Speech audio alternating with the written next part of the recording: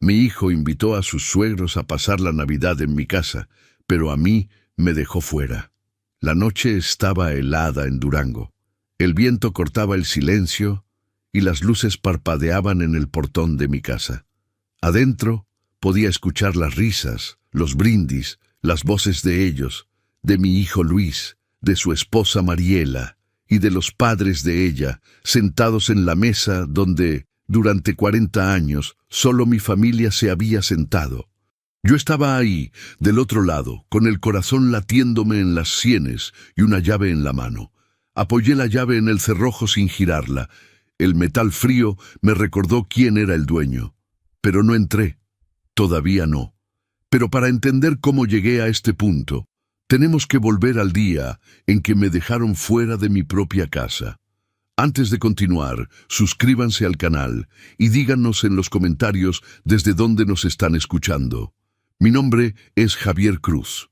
Tengo 75 años. Soy viudo hace 8. Y durante toda mi vida trabajé en los ferrocarriles de Durango hasta que mi cuerpo ya no aguantó más. Esta casa que ven, o mejor dicho, de la que hablo, la levanté yo mismo con mis manos, con el sudor de 30 años de trabajo y con la ilusión de dejarle algo digno a mi hijo. Pero resulta que hay cosas que uno construye con las manos y que otros destruyen con palabras. Diciembre llegó a Durango como siempre, con ese frío seco que se mete hasta en los pensamientos. Yo llevaba meses sin saber de Luis. Bueno, para ser honestos, llevaba casi un año. Llamadas breves, mensajes de cumpleaños enviados a las carreras, promesas de visitas que nunca llegaban. Nada nuevo. Desde que se casó con Mariela, mi hijo se volvió un extraño educado que me trataba como a un conocido lejano. Ese martes, cuando sonó el teléfono y vi su nombre en la pantalla, sentí algo que no había sentido en mucho tiempo. Esperanza. «Bueno», contesté tratando de no sonar demasiado ansioso. «Papá, ¿cómo estás?» Su voz sonaba alegre, casi demasiado alegre. «Aquí, hijo, como siempre, ya sabes, peleándome con el frío y con la estufa que no quiere prender». Se rió. Una risa breve, nerviosa. «Papá, te llamo porque Mariela y yo queremos hacer la cena de Navidad en tu casa este año. Ya sabes, como antes, como cuando mamá vivía». El corazón me dio un vuelco.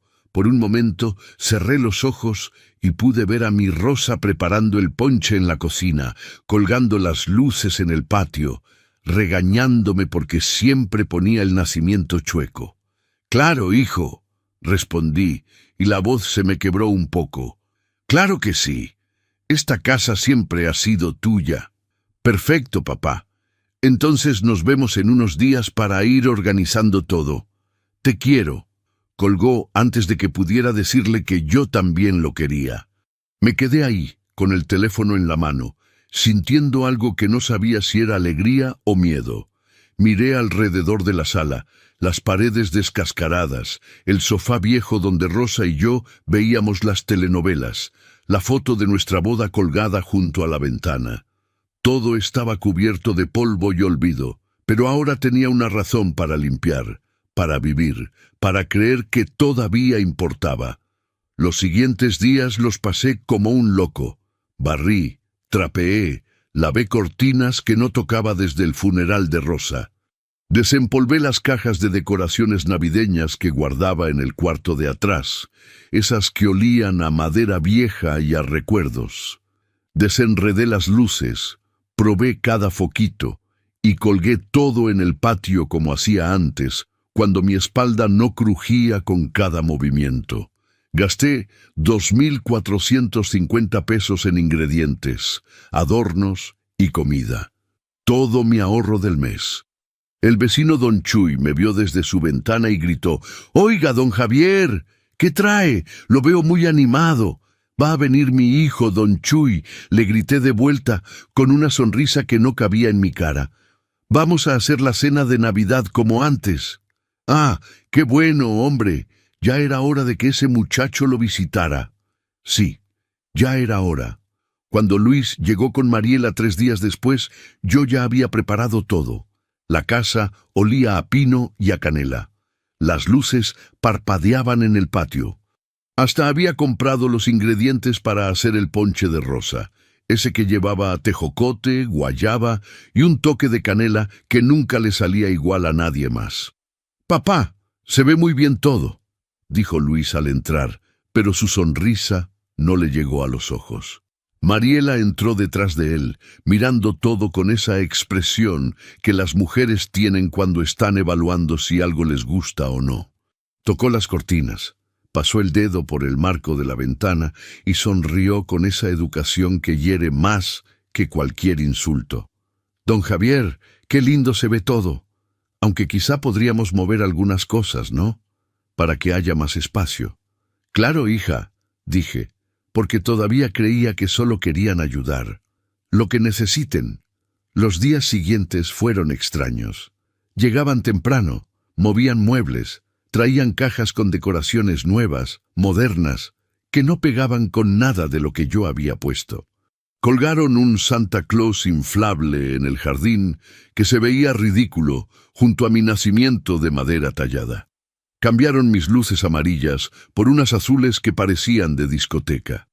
Yo solo observaba, callado, diciéndome que era su forma de hacer las cosas, que los tiempos cambian, que yo ya estaba viejo para entender estas modas.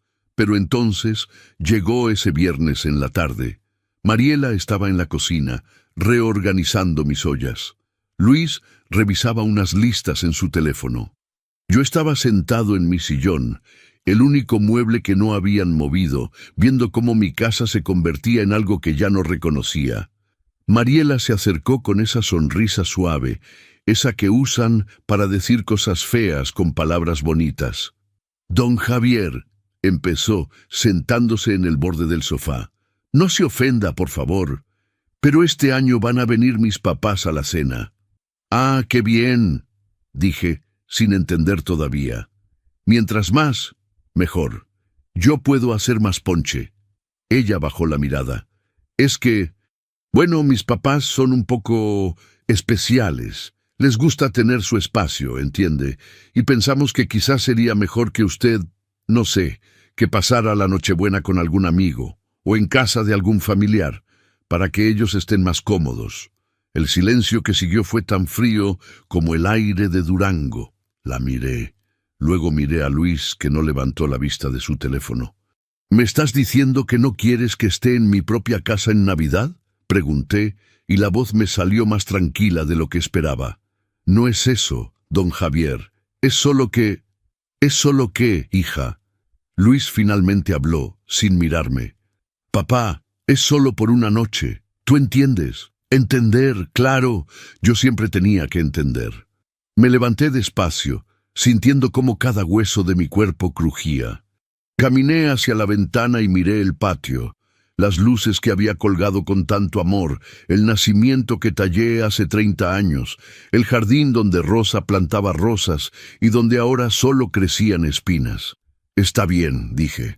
«No se preocupen. Esa noche no cené. Me senté junto a la estufa apagada y dejé que el frío me comiera vivo. Esa noche entendí algo. Si me dejaban afuera una vez más, no sería yo quien se quedaría en la calle». Los días siguientes fueron los más largos de mi vida. Luis y Mariela llegaban cada mañana con cajas, bolsas, muebles nuevos que no pedí y que no necesitaba. Escuchaba el sonido de los martillos clavando cosas en mis paredes, el roce de los muebles siendo arrastrados por el piso de madera que yo mismo había barnizado hace décadas. Cada golpe era como un clavo en mi pecho. Me convertí en un fantasma en mi propia casa. Mariela traía su música, esa música moderna que no entiendo, llena de gritos y ritmos que me dolían en los oídos. El olor de la casa cambió también. Ya no olía a café viejo y a madera. Ahora olía a perfumes caros, a comida que no reconocía, a velas aromáticas que me daban dolor de cabeza. «Don Javier, ¿podría moverse un poquito?», me decía Mariela cada vez que estorbaba en mi propia sala. «Es que necesitamos pasar con esto». Y yo me movía, siempre me movía. Luis ya ni me hablaba. Entraba con su teléfono pegado a la oreja, dando órdenes, revisando listas, comportándose como el dueño de todo. Y veces lo veía caminar por el pasillo donde aprendió a dar sus primeros pasos y buscaba en sus ojos algún rastro del niño que se subía a mis hombros para alcanzar las estrellas. Pero ese niño ya no existía. Una tarde estaba sentado en el patio, porque dentro ya no cabía, cuando llegó la vecina doña Lupita con su mandado. «Don Javier», me dijo por encima de la cerca, «¿y usted no va a estar en la cena de Navidad?». La pregunta me atravesó como un cuchillo. «Este año la voy a pasar tranquilo, doña Lupita», mentí con una sonrisa que me dolió en los labios. Lejos del ruido. Ya sabe, a mi edad uno prefiere la paz. Ella me miró con esos ojos que saben más de lo que dicen. «Ay, don Javier, usted y sus cosas. Bueno, pues que la pase bonito, donde sea que vaya, como si mi casa ya no fuera mi lugar». Don Chuy también preguntó, y la comadre de la esquina, y hasta el muchacho que reparte el gas. Todos me miraban con lástima, como si ya supieran lo que yo apenas estaba entendiendo, que me habían sacado de mi vida sin siquiera echarme. Un robo silencioso, sin violencia, pero robo al fin. Las noches eran peores. Me acostaba temprano porque no tenía nada más que hacer, pero no podía dormir. Desde mi cuarto escuchaba las risas que venían del patio. Escuchaba a Luis, probando la bocina nueva que habían comprado, a Mariela dándole indicaciones sobre dónde poner las mesas, sobre el menú, sobre los vinos que costaron 1,800 pesos. Hablaban de todo como si yo no existiera. Una noche escuché a Luis decir: «Creo que le van a gustar mucho a tus papás. Esta casa tiene su encanto, ¿no?». Y Mariela respondió: «Sí, aunque está un poco vieja, pero con las decoraciones ya se ve más presentable». Vieja. Mi casa estaba vieja, como yo. Me levanté de la cama y caminé hasta la ventana. El patio brillaba con esas luces azules horribles que habían puesto. Ya no se veía el nacimiento que tallé. Lo habían movido a una esquina, casi escondido, como si les diera vergüenza. En ese momento, con el frío colándose por los vidrios y el corazón latiendo despacio en mi pecho, tomé una decisión. Abrí el cajón de mi mesa de noche y saqué los papeles de la casa. La escritura que llevaba mi nombre: Javier Cruz Mendoza. La firmé cuando tenía 30 años, cuando todavía creía que las cosas que uno construye duran para siempre. Los desdoblé con cuidado y leí cada línea, como si fuera la primera vez. Ahí estaba todo: la dirección, las medidas del terreno, mi firma joven y segura al final. Esta casa era mía, no por orgullo, no por terquedad, sino por derecho, por sudor, por años de levantarme a las 4 de la mañana para tomar el tren, por cada peso que no gasté en mí mismo para poder pagar los ladrillos, por cada noche que Rosa y yo nos dormimos soñando con el día en que estuviera terminada. Guardé los papeles de vuelta. Afuera, las risas continuaban, la música seguía sonando, y yo, en mi cuarto oscuro, cerré los ojos y respiré hondo. Guardé los papeles y por primera vez pensé en venganza, la del dueño que vuelve a tomar lo que es suyo. El sábado por la tarde llegaron en una camioneta nueva que brillaba tanto que lastimaba la vista. Don Evaristo bajó primero, un hombre gordo, con camisa de marca y esos lentes oscuros que usan los que quieren aparentar más de lo que son. Detrás venía doña Teresa, toda perfumada, con el cabello tan tieso de laca que parecía casco. Los dos miraron mi casa como si estuvieran entrando a un museo de cosas viejas y feas. Yo estaba en el portal, con mi camisa limpia y mi mejor pantalón, esperándolos como el dueño de casa que todavía era. «Buenas tardes», dije, extendiendo la mano. «Soy Javier, el papá de Luis». Don Evaristo me estrechó la mano con desgano, de esos apretones flojos que no significan nada. «Evaristo Salazar», dijo, mirando por encima de mi hombro. «Mucho gusto. Doña Teresa ni siquiera me dio la mano. Solo hizo un movimiento con la cabeza, como cuando uno saluda a alguien que no le interesa conocer. ¡Ay, qué pintoresco!, dijo ella, viendo el jardín donde Rosa plantaba sus flores. Es muy tradicional, ¿no? Tradicional. Otra palabra bonita para decir viejo. Mariela salió corriendo a recibirlos, toda sonrisas y abrazos.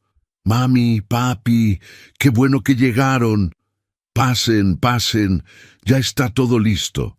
Luis apareció detrás, secándose las manos en un trapo. «Don Evaristo, doña Teresa, bienvenidos. Perdonen el... Bueno, ya saben, es una casa antigua, pero tiene su historia. Perdonen, mi hijo estaba pidiendo perdón por mi casa. Lo siguieron adentro y yo me quedé ahí parado, en mi propio portal, sintiendo cómo el aire frío me recordaba que ya no era bienvenido ni en la entrada. Entré detrás de ellos. Doña Teresa tocaba todo con la punta de los dedos, como si tuviera miedo de ensuciarse. Se detuvo frente a la foto de mi boda con Rosa y ladeó la cabeza. «¡Ay, qué tiempos aquellos!», dijo con una sonrisa que no era sonrisa. «Cuando las fotos salían en blanco y negro porque no había de otra, ¿verdad?». «Era 1972», dije con la voz más tranquila que pude. «Y esa foto la tomó el mejor fotógrafo de Durango». Ella no respondió. Solo siguió caminando, inspeccionando cada rincón, como si estuviera evaluando si mi casa merecía existir. Don Evaristo se sentó en mi sillón, donde me sentaba todas las noches, y empezó a hablar de su negocio, de sus propiedades, de los 52,000 pesos que acababa de gastar en remodelar su cocina. 52,000 pesos. Lo dijo 3 veces, como si yo fuera sordo o estúpido. Luis reía con cada comentario, asentía con cada presunción, se comportaba como un perrito faldero buscando aprobación. «Sí, don Evaristo, qué interesante», decía. «Yo también he pensado en invertir en bienes raíces». «Bienes raíces». Mi hijo nunca había dicho esa palabra en su vida. Yo me senté en una silla de la cocina, lejos de todos, viendo cómo representaban esa obra de teatro donde yo era el personaje que sobra. Doña Teresa llamó a Mariela aparte y empezaron a hablar en voz baja, pero yo escuché todo. «Hija, ¿estás segura de que vamos a estar cómodos aquí? Es que ya sabes, tu padre necesita su espacio, y esto es muy reducido». «No te preocupes, mami, ya lo arreglamos». «¿Ya lo arreglaron? ¿Y don Javier?» «Ya hablamos con él, va a pasar la Nochebuena en otro lado». Hablaron de mí como si fuera un mueble que estorba. Pasaron las horas. Don Evaristo pedía cosas, más hielo, otra cerveza, que cambiaran el canal de la tele. Doña Teresa se quejaba del frío, de la luz, del ruido de los perros del vecino. Luis y Mariela corrían de un lado a otro, tratando de complacerlos, de hacer que esa casa miserable les pareciera menos miserable. Cuando ya oscurecía, Mariela se me acercó con esa cara que ponen cuando van a dar malas noticias. «Don Javier», susurró, «ya hablé con don Chuy. Dice que puede pasar la Nochebuena con usted. ¿Le parece bien? Así no está solo. Así no estaba solo. Como si la soledad fuera el problema y no la traición. Y bueno», continuó, «ya pedí un taxi para que lo lleve. Va a llegar como en media hora». La miré a los ojos, esos ojos que un día me llamaron suegrito con cariño y que ahora solo veían un estorbo. «No te preocupes, hija», dije, con una calma que me sorprendió hasta a mí. «No necesito que me saquen. Sé cuándo sobro». Me levanté despacio, caminé hacia mi cuarto y cerré la puerta. Escuché a Mariela suspirarle a Luis. Ya se enojó. «Déjalo», respondió mi hijo. «Ya se le va a pasar». Abrí el cajón, saqué la llave extra de la casa, esa que siempre guardaba ahí por si algún día la necesitaba. La sostuve en mi mano, sintiendo el peso del metal frío, el peso de la decisión que estaba tomando. Salí del cuarto con mi chamarra puesta. «Ya me voy», dije, sin mirar a nadie. «Que disfruten su cena». Cerré la puerta con calma al salir. Metí la llave en el bolsillo. y por primera vez pesó como un martillo. Las calles de Durango estaban vacías. Era Nochebuena, y todo el mundo estaba en sus casas, con sus familias, cenando, riendo, brindando por un año más juntos. Todo el mundo menos yo. Caminé sin rumbo, con las manos metidas en los bolsillos de mi chamarra vieja, sintiendo cómo el viento de diciembre me cortaba la cara. Cada paso resonaba en el pavimento como un recordatorio de lo solo que estaba. Pasé frente a las casas iluminadas, esas donde se veían sombras moviéndose detrás de las cortinas, donde se escuchaban risas y música navideña. Yo también tuve eso alguna vez. Recordé la Navidad del 78, cuando Luis tenía apenas 5 años. Rosa había preparado tamales desde la madrugada y la casa olía a masa y a chile. Luis corría por toda la sala con su carrito nuevo, ese que le compré con la quincena completa, porque quería verlo feliz. Rosa me regañó por gastar tanto, pero luego me abrazó y me dijo al oído: «Eres el mejor papá del mundo». Esa noche cenamos los 3 juntos, solo nosotros, y fue suficiente, más que suficiente. ¿Cuándo dejó de ser suficiente? Seguí caminando y llegué hasta la plaza principal.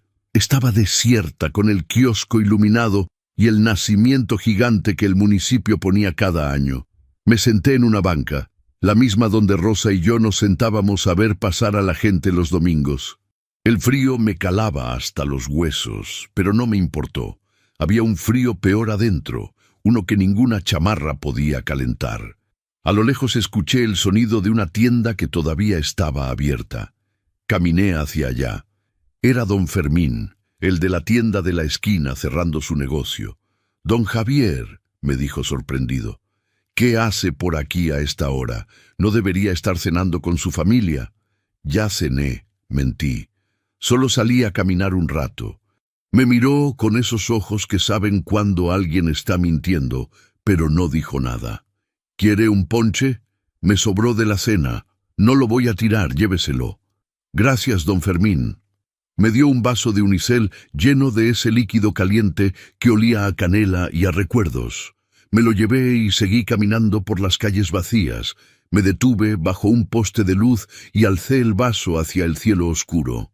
«Por los que olvidan», dije en voz alta, sin importarme si alguien me escuchaba. «Y por los que seguimos vivos».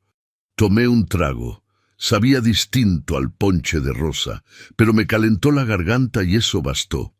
Caminé de vuelta hacia mi casa, pero me detuve a media cuadra. Desde ahí podía ver las luces, escuchar el murmullo de las voces, el sonido de la música. Reconocí la risa de Luis, esa que usaba cuando quería impresionar a alguien. Reconocí también el tono chillón de doña Teresa dando órdenes. Mi casa, mi mesa, mi sala, todo lleno de gente que no me quería ahí. Me quedé parado en la oscuridad, observando, sintiendo cómo algo dentro de mí se endurecía. No era odio, no era venganza, era algo más simple y más poderoso: dignidad. Pensé en Rosa, en lo que me diría si estuviera aquí. Probablemente me regañaría por ser terco, por no dejar las cosas en paz, pero luego me abrazaría y me diría: «Javier, esta es tu casa. No dejes que nadie te haga sentir que no lo es». El ponche se fue enfriando en mis manos. Las horas pasaron. Vi cómo las luces de las casas vecinas se fueron apagando una por una. Vi cómo la noche se volvió más oscura, más fría, más silenciosa, pero yo no me moví. A lo lejos, el reloj de la iglesia marcó las 3 de la mañana. Adentro de mi casa, las luces seguían encendidas. Seguramente ya estaban dormidos, tirados en mis muebles, ocupando mis espacios, soñando sus sueños en mi techo. Saqué del bolsillo la llave que me había guardado. La sostuve bajo la luz del poste y la vi brillar con un resplandor que parecía una promesa. Me senté en la banqueta, recargado contra el muro de mi propia casa, y dejé que el frío de la madrugada me acompañara. No dormí. No podía dormir. Cada vez que cerraba los ojos, veía la cara de Luis cuando dijo, «Tú entiendes». Veía la sonrisa falsa de Mariela. Veía a esos suegros sentados en mi silla, bebiendo de mis vasos, respirando mi aire. El cielo empezó a aclararse. Primero fue una línea gris en el horizonte, luego un tono naranja que pintó las nubes. El sol salió despacio, como si también necesitara fuerzas para enfrentar el día. Me levanté, sintiéndome más viejo que nunca, pero también más seguro. Me robaron la Nochebuena. Yo recuperaría la casa. Esperé hasta las 8 de la mañana. Sabía que a esa hora todavía estarían dormidos, crudos de tanto vino y tanta risa falsa. Sabía que la casa estaría hecha un desastre, con platos sucios, botellas vacías, servilletas tiradas en el piso. Mi piso. Caminé hacia la puerta principal con pasos lentos, sintiendo cómo cada músculo de mi cuerpo protestaba después de haber pasado la noche en la calle. Pero el cansancio no importaba. Lo que importaba era lo que estaba a punto de hacer. Metí la llave en la cerradura y abrí. El olor me golpeó primero, a alcohol, a comida recalentada, a cigarro. Alguien había fumado adentro, algo que Rosa nunca permitió y que yo tampoco. Las luces azules todavía parpadeaban en el patio, patéticas bajo la luz del día. El piso de la sala estaba manchado de vino tinto. Había vasos por todas partes, platos con restos de comida, una botella de tequila vacía tirada junto al sofá. Mi casa parecía cantina. Los daños valdrían al menos 3.200 pesos limpiar y reparar. Entré sin hacer ruido. Escuché ronquidos viniendo de la sala. Don Evaristo estaba despatarrado en mi sillón, con la boca abierta y una mancha de salsa en la camisa. Doña Teresa dormía en el sofá, con el maquillaje corrido y el pelo hecho un desastre. En la mesa había un cenicero lleno de colillas. Seguí caminando. La puerta de mi cuarto estaba abierta. Adentro, Luis y Mariela dormían en mi cama, en las sábanas que Rosa bordó con sus propias manos. Algo dentro de mí se rompió. No fue rabia, fue algo más frío, más definitivo. Fue el momento exacto en que decidí que ya no iba a ser el viejo comprensivo, el papá que entiende, el estorbo que se hace a un lado. Caminé hacia la cocina. El fregadero estaba lleno de trastes sucios, ollas con comida pegada, la estufa toda salpicada, el piso pegajoso. Abrí el refrigerador. Habían acabado con toda la comida que compré, incluyendo los ingredientes para el ponche de Rosa que nunca llegué a preparar. Cerré el refrigerador con un golpe que retumbó en toda la casa. Los ronquidos se detuvieron. Escuché movimiento en la sala, pasos arrastrándose. Y luego la voz de Mariela, todavía ronca de sueño. «Luis, ¿oíste eso?» No respondí. Solo empecé a recoger los platos, aventándolos en el fregadero con más fuerza de la necesaria. Cada plato sonaba como un grito. Mariela apareció en la puerta de la cocina, con el pelo revuelto y los ojos hinchados. Cuando me vio, se quedó paralizada. «¡Ay, don Javier!», tartamudeó. No sabíamos que volvería tan temprano. La miré sin decir nada. Solo sostuve su mirada hasta que tuvo que bajar la vista. Luis llegó detrás de ella, todavía con la misma ropa del día anterior. «Papá, nosotros íbamos a limpiar. Es que se nos fue la mano con la fiesta y...» «¿A esto le llaman familia?», interrumpí, y mi voz sonó más dura de lo que esperaba. Señalé alrededor. Los vasos rotos, las manchas en el piso, el cenicero, la mesa volteada en el patio. «Papá, te prometo que íbamos a limpiar después». «No después», dije, y cada palabra salió como piedra. «Ahora mismo». El silencio que siguió fue absoluto. Luis me miró como si no me reconociera, como si el papá que conocía, ese que siempre decía «sí, hijo», y como tú digas «hijo», se hubiera esfumado durante la noche. «¿Ahora?», repitió, como si no hubiera entendido. «Ahora», repetí, «tú, tu esposa y esos». Señalé hacia la sala donde don Evaristo y doña Teresa empezaban a despertar. Todos.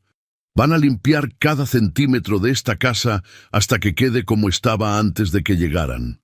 Mariela intentó sonreír, esa sonrisa que usaba para ablandarme. Don Javier, entendemos que esté molesto, pero no entiendes nada, la corté. Y no estoy molesto, estoy cansado de que traten mi casa como si fuera de ustedes. Cansado de que me traten como si fuera invisible, cansado de ser el que siempre entiende. Luis dio un paso hacia mí. Papá, creo que estás exagerando. ¿Exagerando? La voz se me quebró, pero no de tristeza, sino de algo más peligroso. Me sacaron de mi casa en Nochebuena, me dejaron en la calle como perro, y yo soy el que está exagerando. Don Evaristo apareció en el pasillo, todavía con los ojos hinchados. ¿Qué son esos gritos? Lo miré directo a los ojos. Los gritos del dueño de esta casa, dije. Y usted y su esposa tienen 10 minutos para recoger sus cosas y salir. ¿Qué? Doña Teresa apareció detrás de él. Nos está corriendo. No los estoy corriendo. Les estoy pidiendo que se vayan de mi propiedad. Hay una diferencia. Luis se puso entre nosotros. Papá, por favor no hagas esto. Son mis suegros. Y esta es mi casa, respondí sin moverme. Y en mi casa yo pongo las reglas. Por primera vez en años mi hijo no tuvo nada que decir. Se quedó ahí parado, con la boca abierta, tratando de encontrar palabras que no existían.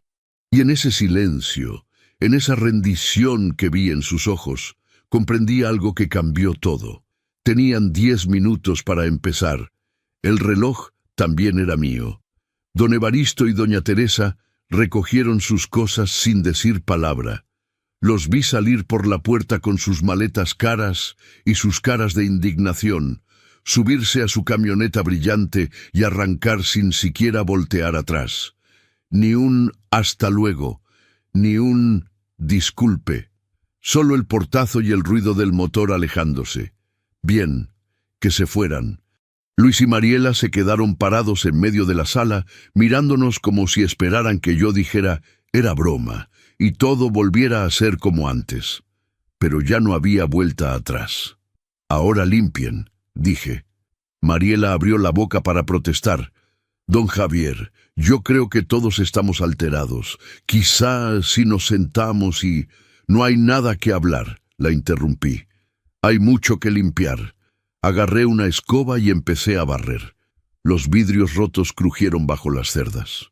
Las migas, las colillas, los restos de su fiesta, todo lo fui juntando, haciendo montoncitos de basura que representaban lo que habían hecho con mi hogar. Luis intentó acercarse. «Papá, déjame ayudarte». «No necesito tu ayuda», dije sin mirarlo. «Necesito que limpies lo que ensuciaste». Empecé a quitar las decoraciones que habían puesto. El Santa Claus inflable del jardín, esas luces azules horribles, los adornos modernos que no pegaban con nada. Todo lo fui amontonando junto a la puerta. Luego entré al cuarto donde guardaba las cajas de rosa y saqué nuestras cosas. Las luces amarillas, el nacimiento de madera, las fotografías que habían escondido en el cajón. Limpié el polvo del retrato de mi boda con Rosa y lo volví a colgar en su lugar, en la pared de la sala, donde siempre había estado. Acomodé el nacimiento en el centro de la mesa. Puse las luces amarillas en el patio, esas que Rosa y yo colgábamos juntos cada diciembre. Con cada cosa que reponía en su lugar, sentía cómo mi casa volvía a ser mía. Mi superación no era contra ellos, era por mí. Mariela miraba todo con lágrimas en los ojos. «Don Javier, por favor, no queríamos faltarle al respeto». Me detuve. La miré. Y por primera vez en mucho tiempo dije exactamente lo que pensaba. Mentira. Sí querían. Me faltaron al respeto cuando decidieron que yo sobraba en mi propia casa. Me faltaron al respeto cuando me pidieron que me fuera para que sus papás estuvieran cómodos. Me faltaron al respeto cada vez que movieron mis cosas, cambiaron mis recuerdos, trataron mi hogar como si fuera un lugar que había que arreglar. Ella bajó la cabeza y no respondió. Luis, que había estado callado todo este tiempo, finalmente explotó. «¡Ya estuvo bueno, papá!», gritó. «Entendimos, nos equivocamos, pero tienes que humillarnos así, tienes que hacer todo este drama». Me volteé hacia él despacio, muy despacio, y lo miré como no lo había mirado nunca, con la autoridad de un padre que ya no tiene miedo de perder a su hijo porque entiende que, en realidad, ya lo perdió hace tiempo. «¿Drama?», repetí, y mi voz sonó tan fría que hasta yo me sorprendí.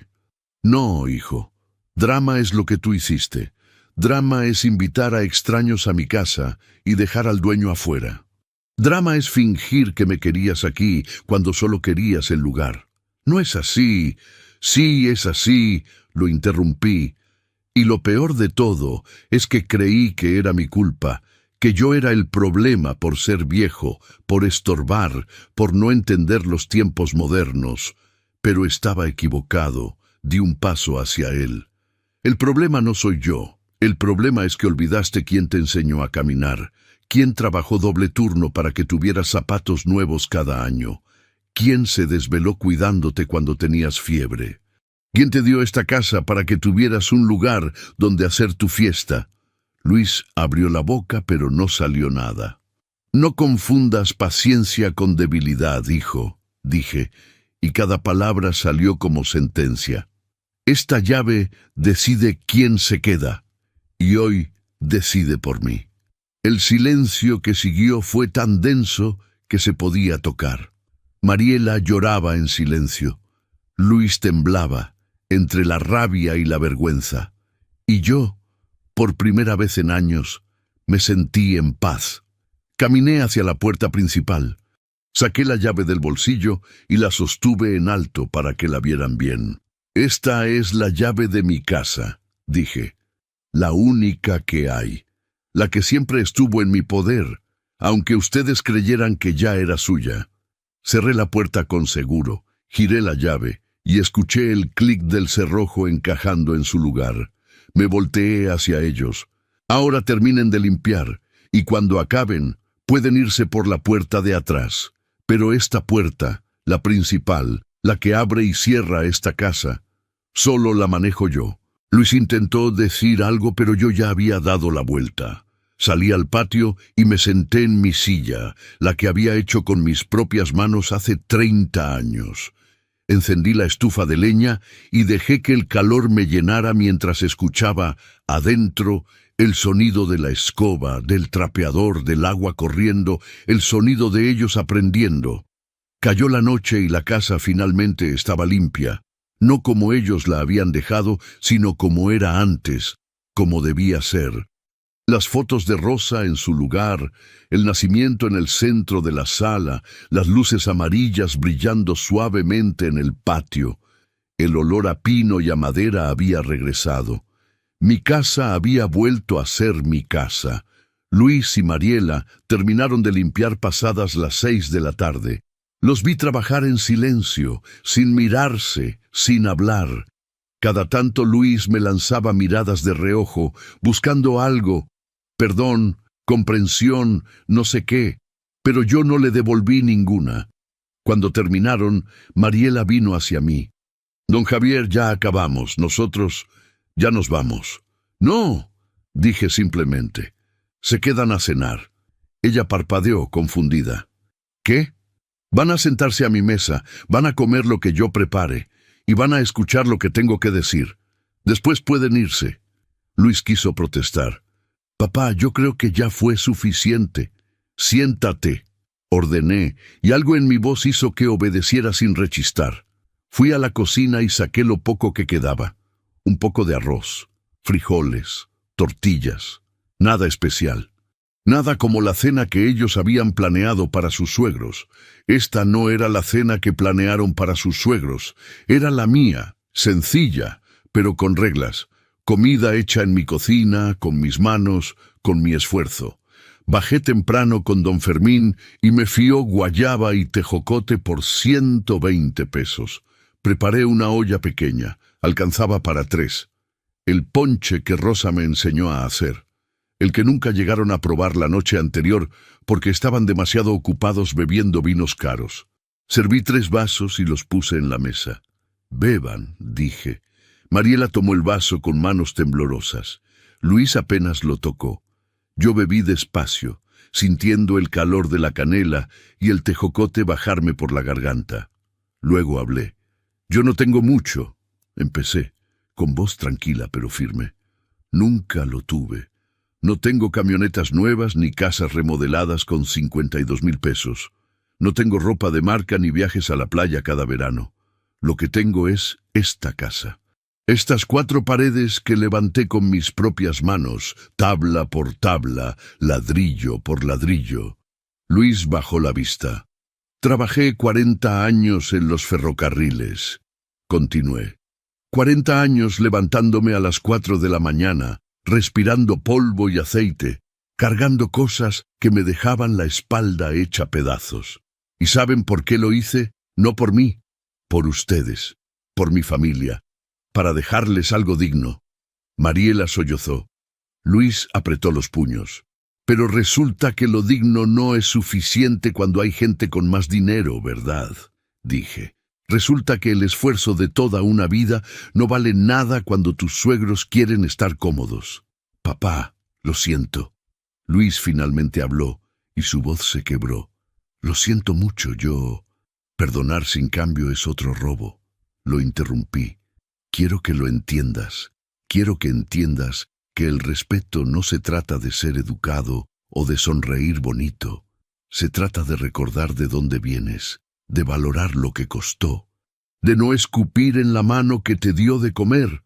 Tomé otro trago de ponche. «Esta casa no es un lugar que ustedes pueden usar cuando les convenga y descartar cuando estorbo. Esta casa es mi vida. Y yo decidí que nadie, nunca más, va a hacerme sentir que no pertenezco aquí». El silencio llenó la mesa como un invitado más. Luis lloraba sin hacer ruido. Mariela se limpiaba las lágrimas con la manga. Luis dejó el vaso y me miró directo. «¿Qué tengo que hacer, papá?», preguntó con voz rota.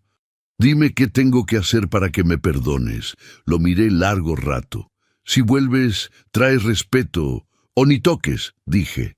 «Y si quieren demostrar que cambiaron, empiecen por algo concreto. La cerca del patio está cayéndose. Cuesta 680 pesos arreglarla. Traigan los materiales el sábado. Trabajaremos juntos». Luis asintió, limpiándose las lágrimas. «Sí, papá. El sábado. Lo prometo». «Las promesas se cumplen, hijo. Ya tuve suficientes palabras bonitas». Se levantaron despacio. Mariela me abrazó, breve, temblorosa. Luis me puso una mano en el hombro. «Voy a cambiar, papá, te lo juro». No respondí. El tiempo diría si era verdad. Desperté con el primer rayo de sol que se colaba por la ventana de mi cuarto. Por primera vez en semanas había dormido bien. Sin pesadillas, sin despertar a medianoche pensando en lo que hice mal, en cómo pude ser mejor padre. Dormí como no dormía desde que Rosa estaba viva, con la conciencia tranquila.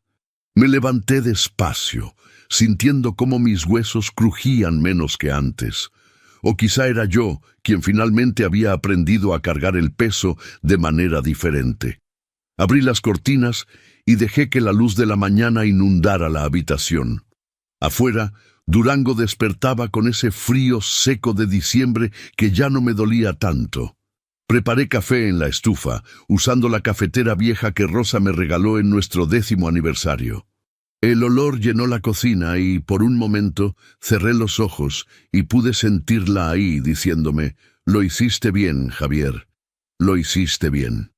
Me senté en mi silla del patio, con el café caliente entre las manos, viendo cómo el sol pintaba de naranja los cerros a lo lejos. Las luces amarillas todavía colgaban, apagadas ahora con la luz del día. El nacimiento seguía en su lugar.